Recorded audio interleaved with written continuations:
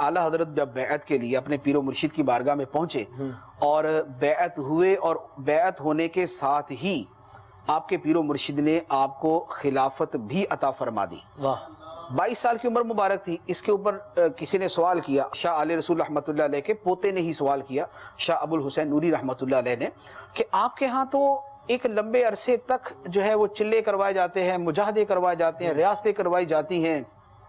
اور جو کی روٹی کھلائی جاتی ہے، اور تب عرصہ دراز کے بعد جا کے کسی کو خلافت عطا کی جاتی ہے۔ خلافت آپ کے ایسی تو نہیں بڑھتی کہ جو آیا مرید بنائے خلافت دے دی۔ یہ پہلی مرتبہ نظر آ رہا ہے کہ ایک 22 سال کا نوجوان آتا ہے اور وہ مرید ہوا اور آپ نے اس کو خلافت عطا فرما دی۔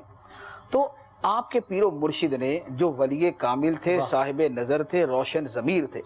اور دلوں کی حالتوں کو سمجھنے والے تھے، انہوں نے فرمایا کہ اور لوگ آتے ہیں تو لتھڑے ہوئے اور دنیا کی محبت میں ملوث دل لے کے آتے ہیں۔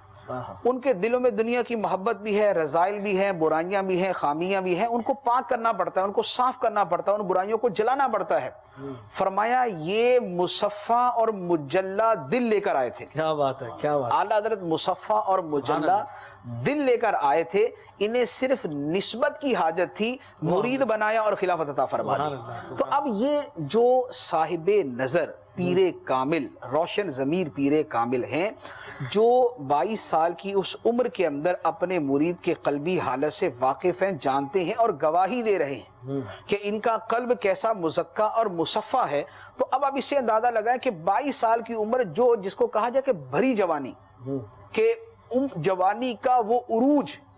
کہ جو سب سے زیادہ شیطان سے مقابلے کا زمانہ ہوتا ہے، اس میں اگر قلب اطہر کی صفائی ایسی ہے تو عمر مبارک میں اضافے کے ساتھ ساتھ اعلیٰ حضرت کے تقوی اور آپ کے تزکیہ قلب کے اندر اور دل کی صفائی کے اندر کتنا اضافہ ہوتا رہا ہوگا۔